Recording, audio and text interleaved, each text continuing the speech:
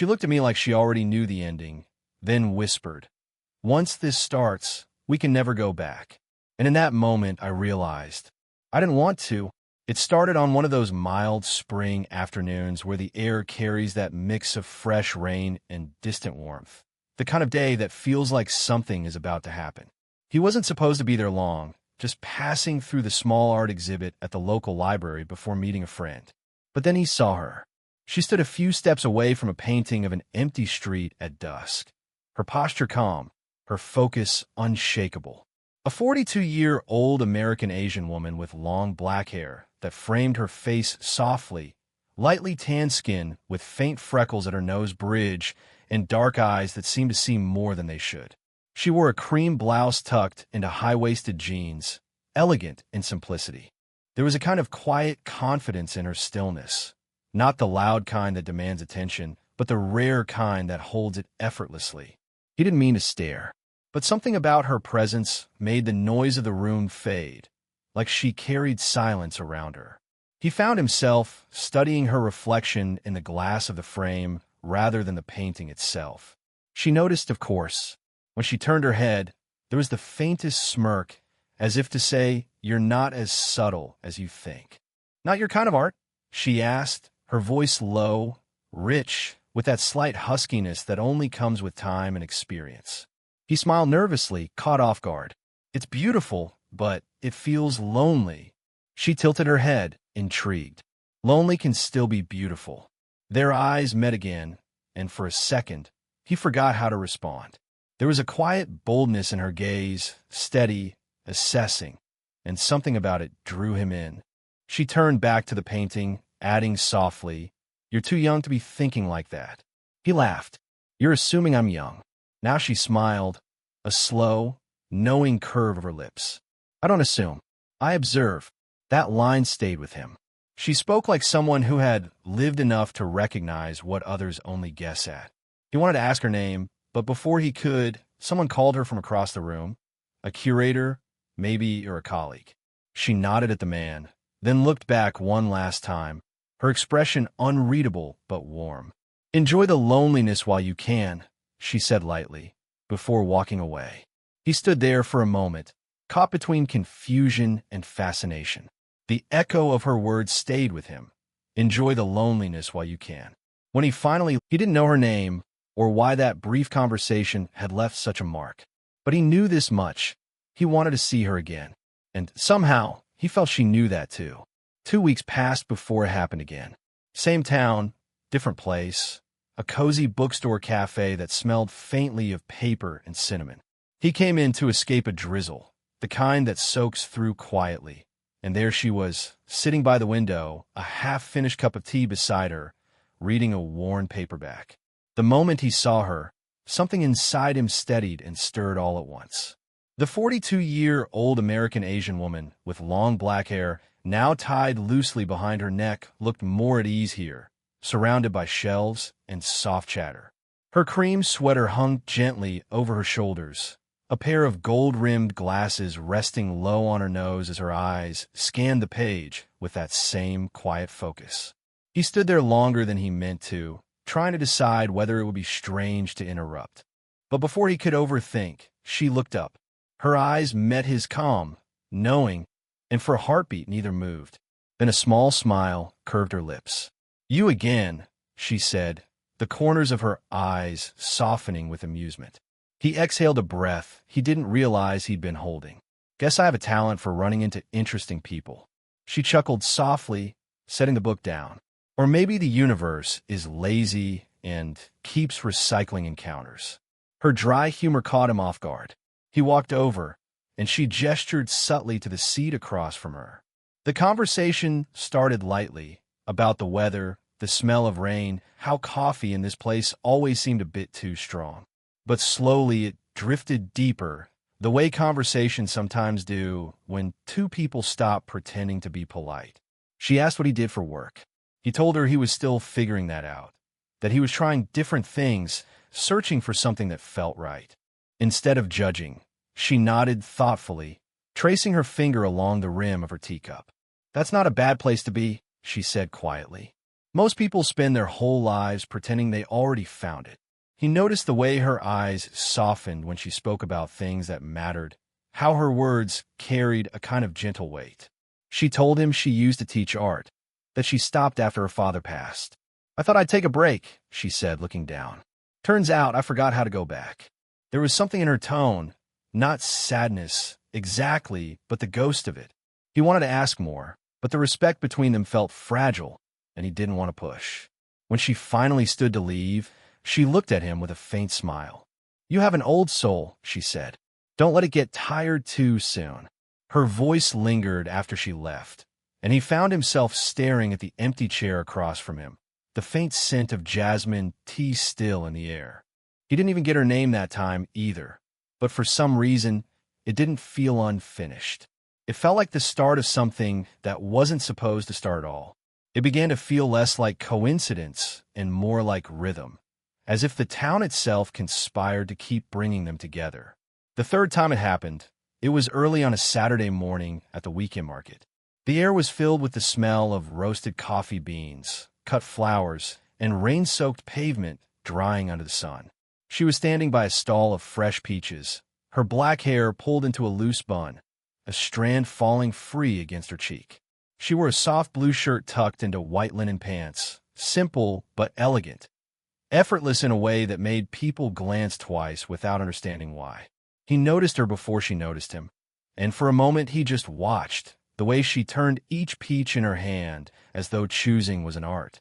When their eyes finally met, she smiled, small but real, and shook her head slightly. "You again," she said, repeating the phrase like it had become their quiet joke. He laughed, tucking his hands in his pockets. "Starting to think you're following me." Her brows arched playful. "That's a dangerous thing to assume." He grinned. "Then let's call it fate." She rolled her eyes at that, but the smile stayed. They ended up walking the market together, sharing small observations about vendors, overheard conversations, the charm of old streets. The ease between them felt natural, almost practiced. When she laughed, really laughed, it wasn't polite or restrained. It was warm and deep, like something she'd forgotten she could do. They found a quiet cafe tucked behind the market square. The cafe was half empty, sunlight pouring through the wide windows, dust particles floating lazily in the air. She ordered chamomile tea. He took black coffee. Their conversation stretched for hours, from books to lost time, from why people chase dreams to what they're running from. There was a moment when her hand brushed his across the table, a light, accidental touch, the kind that could have passed unnoticed if not for the silence that followed. Her skin was warm, soft, and the contact, though brief, felt charged, electric. Neither moved. She pulled her hand back slowly, her expression unreadable. "Careful," she said softly, her voice dipping into something serious. He tilted his head, studying her. "Careful of what?" Her eyes lifted to his, steady, unflinching, with a quiet ache in them. "Of mistaking something real for something possible." The words lingered between them. She glanced toward the window, where the sun was beginning to dip lower, painting the sky with faint orange. He wanted to tell her that it already was real, the pull between them, the way time seemed to fold when they spoke. But he didn't. He simply nodded. As they stood to leave, she hesitated for a moment at the door, looking at him like she was memorizing his face. "Some things," she said quietly, "are meant to be almost." Then she walked away, slow, graceful, the scent of her perfume trailing behind her like a thought he couldn't quite let go of. And for the first time, he realized he didn't want almost. It was one of those afternoons that seemed built for honesty, warm, quiet, with the kind of golden light that makes everything look softer than it really is. They hadn't planned to see each other. He was walking through the park with a notebook in hand, trying to write, when he spotted her sitting alone on a wooden bench near the fountain. The 42-year-old American-Asian woman wore a long beige cardigan over a simple white blouse, her black hair loose, catching the sunlight as a breeze drifted by. There was something serene about her, but also something tired, like she was carrying a thought that refused to leave. She looked up when he approached, and that familiar, knowing smile tugged at the corner of her mouth. "You again," she said, as though it were a greeting they'd invented for each other. He smiled back, starting to think the world's running out of people to bump into. She chuckled softly, patting the empty space beside her. Then sit. Let's give the world a break. He did. For a while, they said nothing. The park was alive around them. Children laughing near the swings, dogs chasing frisbees, leaves whispering in the wind. It should have felt ordinary, but it didn't. After a long pause, she spoke, quietly, as if testing whether the air would carry her words too far. You ever feel like you stopped being yourself for someone, and then forgot how to start again? He looked at her, uncertain whether to answer or just listen. Her gaze stayed on the fountain ahead, watching the ripples shimmer in the sunlight. I used to teach art, she continued softly. Stopped a few years ago. I told myself it was just for a while. But one day, I realized I'd build an entire life around the break. Her tone wasn't bitter, just tired. There was no self-pity in it, just quiet truth. He wanted to tell her she hadn't lost herself, that maybe she just paused long enough to find a new version waiting. But he knew she wasn't looking for reassurance. She wanted understanding. So instead, he said, maybe starting again isn't about going back. Maybe it's just facing forward. That made her look at him, really look. Her eyes softened, reflecting a trace of something raw. You remind me, she whispered, of someone I used to believe in. The air between them shifted, not louder but heavier. He felt the words land somewhere deep inside him. Before he could speak, she laughed, a quiet, breathy sound that didn't quite reach her eyes. Ignore me. I'm being sentimental. But he didn't. He couldn't. The way she tucked her hair behind her ear, the way her hands trembled slightly before folding in her lap, it said more than her words ever could. As the sun began to dip lower, the light painted her skin in soft amber tones. He wanted to reach out, to take her hand, not to claim anything, just to share the silence. But when his fingers twitched, she sensed it. Her gaze met his, steady, unreadable, and she said softly, almost like a warning, don't. Then, after a heartbeat, her voice broke just slightly. Not yet. He didn't move. Neither did she. The distance between them was small, but it felt like standing on the edge of something neither was ready to name. And in that stillness, they both knew, whatever this was, it had already begun.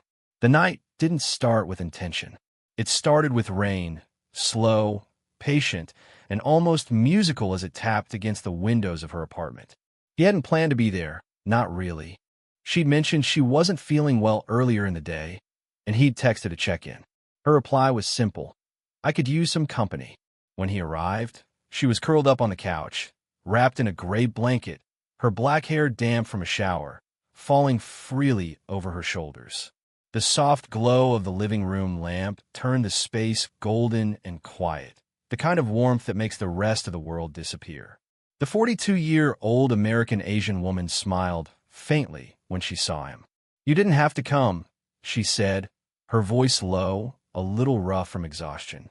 I know, he replied, taking off his jacket. But I wanted to. She didn't argue. She just shifted slightly, making space for him beside her. The couch was small, their knees brushed. He could feel the subtle heat of her body through the blanket, the faint scent of her shampoo, jasmine, and rain. They talked for a while about nothing in particular. A movie they both loved, a song she couldn't stop replaying, a memory of her students that made her laugh. Every word felt suspended in a softer version of reality. At one point, she leaned her head back and sighed. I used to think I was done feeling things this strongly, she murmured. Turns out, I was just waiting for something to wake me up again. He looked at her, not sure she meant him. He didn't ask, but he didn't need to. The air between them answered for her. Her eyes found his calm, steady but searching. You make it hard to forget how young you are, she said with a small, tired smile. Everything about you feels unfinished. And maybe that's what scares me. Why? He asked quietly. Because I stopped letting myself want things I can't have, she said, her voice thinning. And you? She paused, shaking her head. You feel like something I shouldn't want, but do. The rain outside grew heavier, blurring the city lights. Inside, the silence grew warm, close, magnetic. He could see her pulse flutter at the base of her neck. Then maybe, he whispered. We just stop pretending we don't. She froze, eyes locked on his, a storm of hesitation and longing in her gaze. For a long moment, neither moved. The world narrowed to the space between them. The hum of the lamp, the rhythm of rain, the faint sound of both their breaths. Finally, she exhaled a slow, trembling sound. Once this starts, she said, her voice breaking into a whisper, we can never go back. And then, almost without thinking, her hand found his, fingers brushing, then intertwining. The touch was gentle, uncertain, but real. Neither spoke. They just sat there, hands joined, the world spinning quietly beyond the window. It wasn't a declaration. It wasn't even a decision. But in that moment, the line between what was and what would never be the same again dissolved, quietly, irrevocably. The night outside kept raining. Inside, something unspoken had finally begun. Morning came quietly, like it was trying not to disturb what the night had left behind. The rain had stopped sometime before dawn, leaving the city washed clean and silent. Through the thin curtains, soft sunlight spilled into the room, painting the air gold and fragile. He was the first awake. The 22-year-old American Caucasian man sat up slowly, careful not to disturb the peace that had settled around them. The apartment felt different now, familiar, yet edged with something delicate and new. The scent of jasmine lingered faintly in the air, mixed with the warmth of morning coffee she had brewed the night before. She was still asleep on the couch, her head resting against the armrest, the gray blanket draped loosely around her shoulders. Her long black hair framed her face in gentle disarray, catching bits of sunlight. There was a calmness in her, a softness that made him hesitate to even breathe too loud. For a moment, he just watched her, not in the way of desire, but of quiet disbelief, as though he was trying to memorize something he knew he could never keep. When she stirred, he looked away quickly, pretending to study the city outside. The light hit the window just right, revealing tiny trails of water still clinging to the glass. He heard her shift, then the soft stretch of her voice. "You're up early," she said, still half asleep. He turned back. "Didn't sleep much." She smiled faintly, eyes still closed. "I didn't think you would."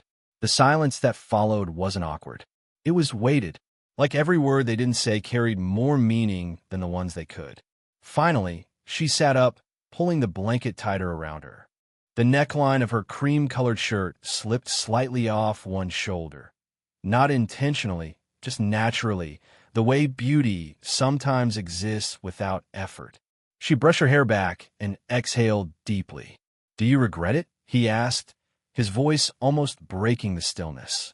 She paused, her gaze fixed somewhere between him and the window. "Regret?" she repeated softly, tasting the word. "No, not that."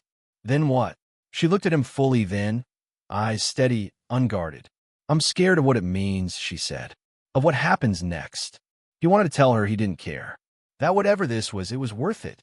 But he didn't. Instead, he just nodded, feeling the truth of her words settle somewhere deep. She reached out and brushed her fingers against his wrist, light, almost hesitant. "You have a whole life waiting for you," she whispered. "And I have a life I've already lived. Maybe they can meet in the middle," he said quietly. She smiled then, the kind of smile that hurts because it's beautiful and broken at the same time. "Maybe," she said, "but mornings like this don't last forever." Outside, the sunlight grew brighter, spilling warmth across the room. Inside, they sat close, but not touching. Two people caught between the comfort of what had just happened and the uncertainty of what it meant. It wasn't regret that filled the room. It was the weight of understanding. That love, in its truest form, isn't about owning a moment, but learning how to let it live without trying to hold it still.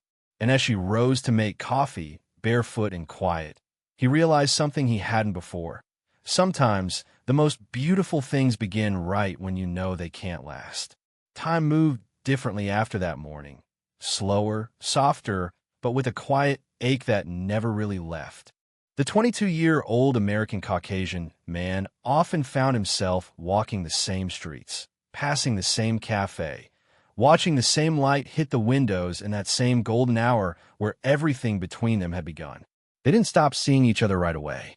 It wasn't a clean break. It never is. Instead, it was a gentle unraveling. Calls that came later and later. Meetings that started to feel like goodbyes disguised as coffee. And through it all, that same unspoken understanding hung between them. That love, no matter how deep, couldn't rewrite the lives they already belonged to. The 40-year-old American Asian woman carried herself differently now. Still graceful, still warm, but with something behind her eyes that only he seemed to notice. A kind of knowing sadness that comes when someone has already begun to let go. Her long black hair, once loose and wind-touched, was tied back more often. She wore softer colors, muted tones, as if blending her emotions into something the world couldn't quite read. He watched her laugh one afternoon, a real laugh, the kind that made people turn their heads. It filled the small cafe with light, and for a fleeting moment, he forgot about everything else. But then she caught his gaze, and her laughter softened into something tender. Something that said thank you, and I'm sorry all at once. They sat across from each other in their usual corner. The same table, the same faint scent of roasted coffee beans. He reached out, fingers brushing hers. You don't have to pretend, he said quietly. I'm not pretending, she replied, her voice gentle but firm. I'm remembering. Remembering what? How it felt, she said, before we both knew better. The words landed softly, but they stayed, like the echo of a closing door. Outside, autumn had started to paint the city in amber and rust. She loved autumn. He remembered, said it reminded her that beauty doesn't need to last forever to be real. As she looked out the window, sunlight touched her face, and he realized how deeply those moments had become a part of him. Her laughter, her quiet advice, even her silences. When she finally stood, it wasn't dramatic. No tears, no long speech. Just a small, understanding smile. Once this starts, she had told him that first night, we can never go back. She was right. They couldn't. But maybe they didn't need to. He walked her to the door, their hands brushing one last time. Warm, familiar, reluctant. She looked back, eyes glistening not with sadness, but gratitude. You'll be fine, she whispered. Better than fine. And then she was gone. He stood there for a long time, the quiet stretching around him like an unfinished sentence. Weeks later, he returned to the cafe alone. Her favorite table was empty, sunlight spilling across the seat. He sat there, closed his eyes, and smiled. Not because it hurt, but because it had been real. Their story was never about endings. It was about moments, brief, luminous, and unrepeatable. And even if they could never go back, he knew now that some secrets weren't meant to be hidden in silence. They were meant to be remembered, softly, forever.